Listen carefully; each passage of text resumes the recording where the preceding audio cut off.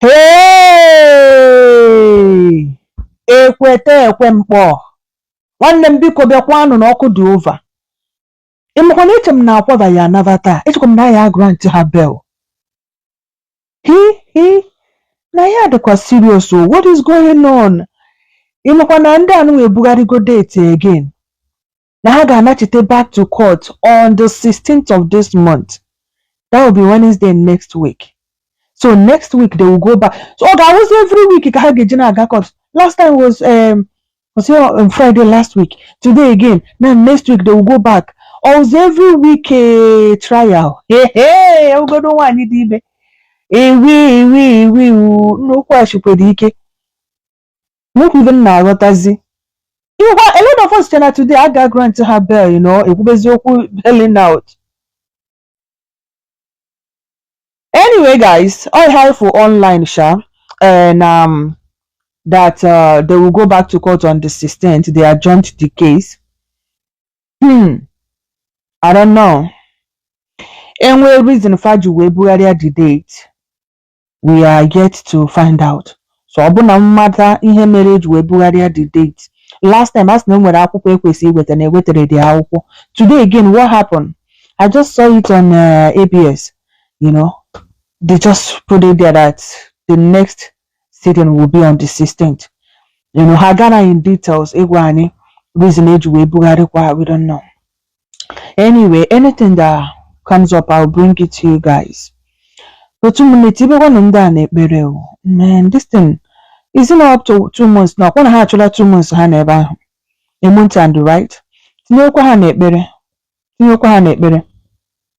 I make it herself. I said this year, and I got caught every week. Before my Nagano 2025 and December. No, we don't wish them that. Anyway, after the Madina commenting, some people are still angry.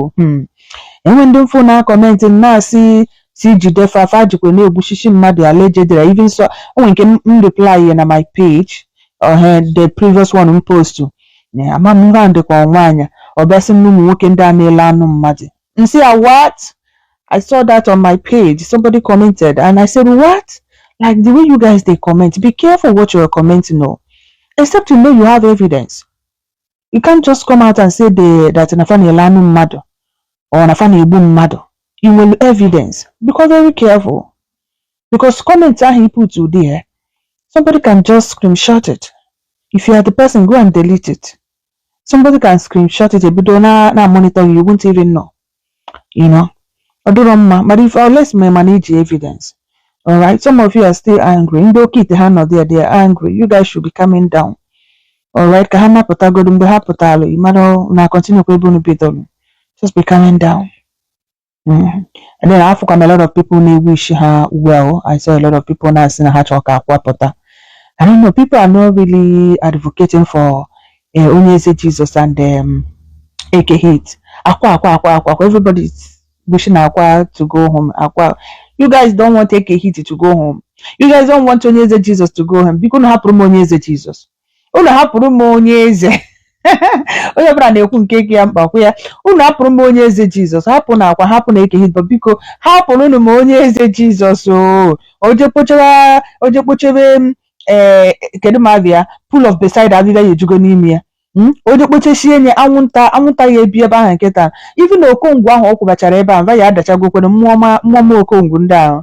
Nnukwu ikuku akụrụ ụbọchị ya ekutuchekwanuve. Because no laugh no Onyeze Jesus. Onyeze Jesus can know that Jesus ke yakwete. No laugh no.